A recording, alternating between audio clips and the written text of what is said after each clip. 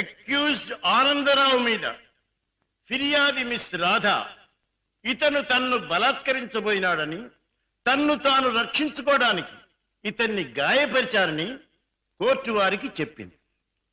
కానీ అది అబద్ధమని కోర్టు వారికి మనవి చేస్తూ ఆనందరావు ద్వారా అసలు నిజాన్ని కోర్టు వారికి తెలియజేయడానికి ప్రయత్నిస్తాను. Thank you sir. Mister Anandarao, ఫిర్యాది మిస్ రాధ మీకు తెలుసా? తెలుసు. ఎలా తెలుసు? ఆమె నా సెక్రటరీగా పనిచేస్తుంది. ఓహో, సెక్రటరీగా పనిచేస్తూ ఆమె తన అందచందాలతో అడుగడుగునా మిమ్మల్ని ఆకర్షింపజేయాలని ప్రయత్నించింది కదూ? అవును. Objection your honour, that is a leading question. Objection sustain. yes proceed. Mister Anandarao, 16వ తారీఖున ఏం జరిగిందో వివరంగా చెప్పండి. ఆ రోజు నా భార్య ఊళ్ళో లేదు.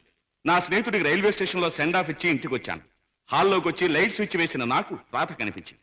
ఏమిటి ఇలా వచ్చావన్నాను. తన కోరిక తీర్చకపోతే, తాను చెప్పినట్టు వినకపోతే తనను నేను బలాత్కారం చేసినట్టు అరిచి అల్లరి చేస్తానంది. ఛీ, నీకు సిగ్గు లేదా, బయటికి నడువు అన్నాను. అంతే, తన చేతిలో ఉన్న కత్తితో నన్ను పొడిచి అరిచి అల్లరి పెట్టింది. That's all your honour. Your honour, let me examine the accused. yes proceed.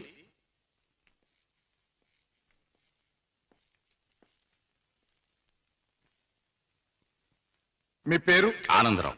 Good, అందమైన పేరు. ఇటువంటి మంచి పేరు పెట్టిన మీ తల్లిదండ్రులను అభినందించాలి.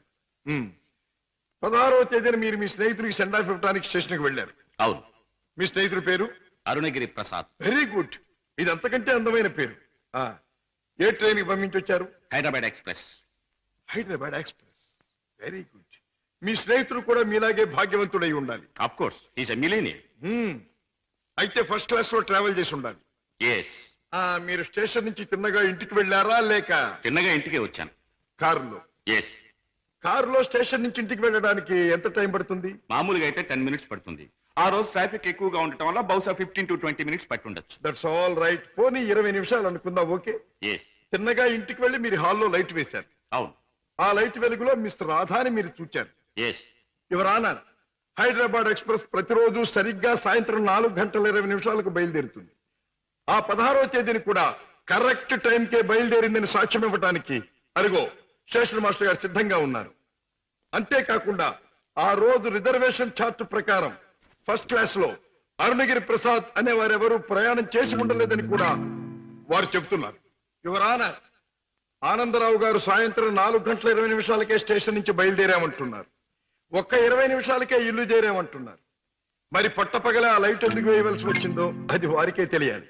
పైగా ఆ 16వ తేదీన వారు నివసిస్తున్నటువంటి గాంధీనగర్ ఏరియాలో ట్రాన్స్ఫార్మర్ రిపేర్ కోసం పవర్ షట్ డౌన్ చేయబడిందని, తిరిగి రాత్రి 8 గంటలకే పవర్ రెస్టోర్ చేయబడిందని సాక్ష్యం చెప్పడానికి electricity board, repairs and maintenance department వారు సిద్ధంగా ఉన్నారు.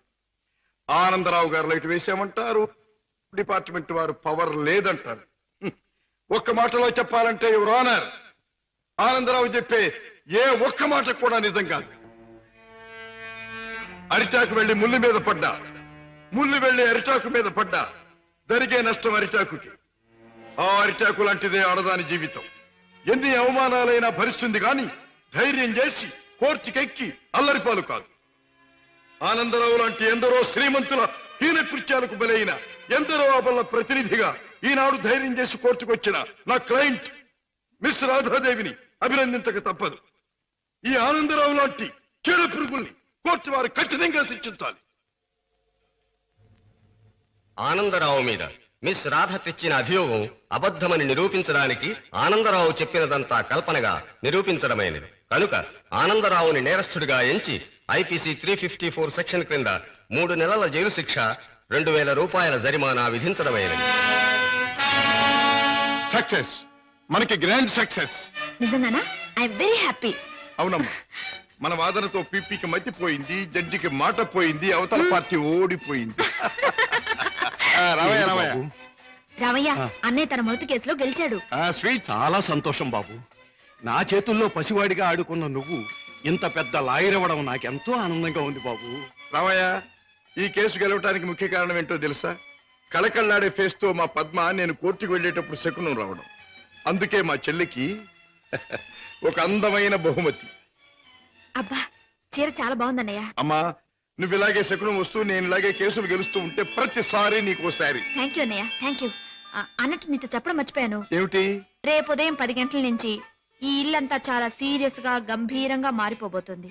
అయితే రేపు డాడీ వస్తున్నారన్నమాట. అవునన్నయ్య, లండన్ ట్రిప్ ముగించుకుని రేపు మార్నింగ్ ఫ్లైట్ కోసం ఫోన్ చేశారు.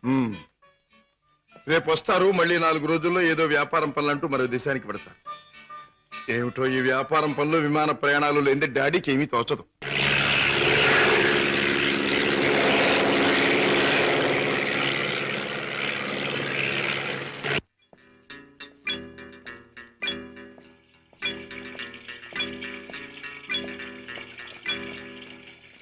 డాడ్ ప్రయాణం బాగా జరిగిందా? బాగానే సార్. ఏం ప్రాక్టీస్ ప్రారంభించావా? ఎస్ డాడీ, 10 రోజులైంది. పెద్ద బజారులో ఫ్లాట్ తీసుకుని ఆఫీస్ ఓపెన్ చేశాను. నేను ఫస్ట్ టేకప్ చేసిన కేసు నిన్న కోర్టులో బ్రహ్మాండంగా వాదించి గెలిచాను. అందరూ ఆశ్చర్యపోయారు. ఈ శశిభూషణ్ రావు కొడుకు ఓడిపోతే ఆశ్చర్యపడాలి. గెలవడం గొప్ప విశేషం ఏం కాదు. రాజా, ఒక్క కేసు గెలవడం కాదు, నువ్వు వేసే ప్రతి అడుగులోనూ విజయం ధ్వనించాలి. నువ్వు వెళ్లే ప్రతి దారిలోనూ సక్సెస్ మారుమోగాలి. That is my wish and ambition. Daddy, breakfast వస్తారా? ఇప్పుడే కాదు, యూ క్యారీ ఆన్.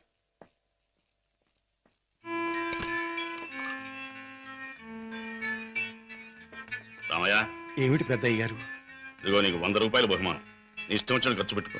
అయ్యగారు, నేను ఇప్పుడు ఆనందంతో పొంగిపోతున్నానయ్యా. ఎందుకో తెలుసా, నా కొడుకు తన మొదటి కేసు గెలిచి తన ప్రతిభ నిరూపించుకున్నాడు. I'm very proud of him. కూటి కోసం కోటి విద్యలు. ఏ వ్యాపారం తలపెట్టినా కళ్ళ ముందు కటకటాలు కనిపిస్తున్నాయి. ఈ దొంగరాముడు బ్రతికింతేనా? బాబాయ్, డ్యూటీ టైం అయింది. తొందరగా బయలుదేరకపోతే గిరాకీలు తగలవు. తొందర పడకమ్మా. జనాన్ని మోసం చేయడానికి మనం ఒక కొత్త వ్యాపారం కనిపెట్టాంగా. ఉండు మరి. ఇదిగో ఈ గుమ్మడికాయ. అదైతే 10 నెలల కడుపులో ఉంటుంది. ఓహో, అది సరే. ఇది అదైతే ఓకే. త్వరగా రా.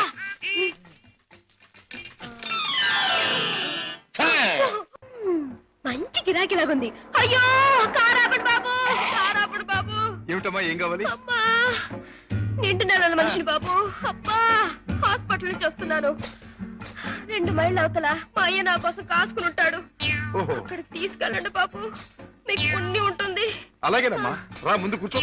అబ్బా, జాగ్రత్త జాగ్రత్త జాగ్రత్త. అమ్మా, అయ్యో. ఏమిటి అలా కడుపు పట్టుకుంటున్నావు? జారిపోతుందేమోనని. అదే బాబు, నేను జారి పడితే లోనున్న బిడ్డకి దెబ్బ తగలకుండా. ఎన్నో నెల? ఇది జనవరి కదా బాబు, అంటే 1వ నెల. ఏమిటి, 1 నెలకు అంత కడుపా? ఈ కడుపా? కడుపుకి 9 నెలలు బాబు. మీరు అడిగింది దీన్ని గురించి అనుకోలేదు బాబు. ఇది నిక్కర్చైనా 9 నెలల కడుపే బాబు.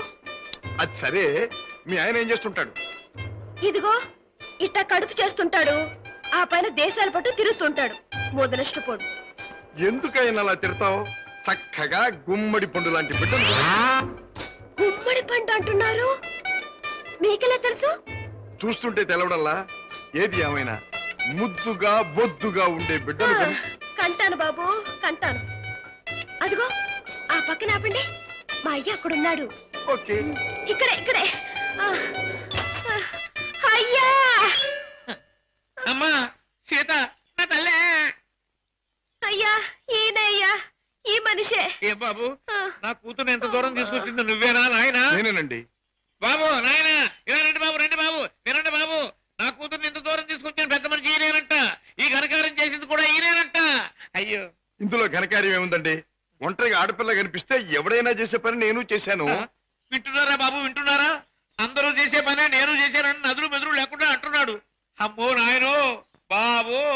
నన్ను నీ దగ్గర వదిలేసి తన దారిని తను పోతానంటున్నాడు అయ్యా.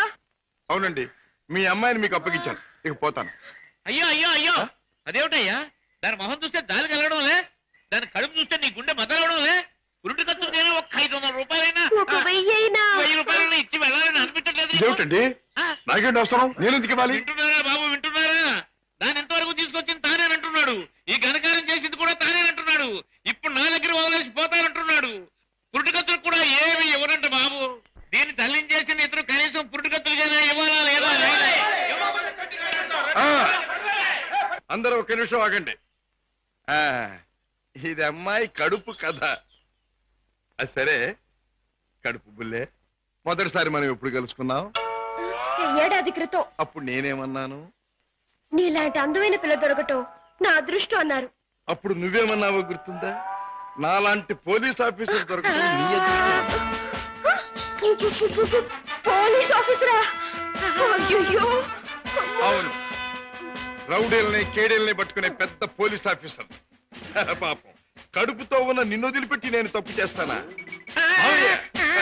ఒక్క పురిటి ఖర్చులేమిటి, అన్ని ఖర్చులు నేనే భరిస్తా. నిన్ను పువ్వుల్లో పెట్టి పూజిస్తా. పదండి కారెక్కుదురు గాని. పువ్వుల్లోనూ కాయల్లోనూ నన్ను పెట్టదు బాబు. నా బతికేదో నన్ను బతకనివ్వండి బాబు. పండు లాంటి పిండం బుర్ర బద్దలైంది. కడుపులే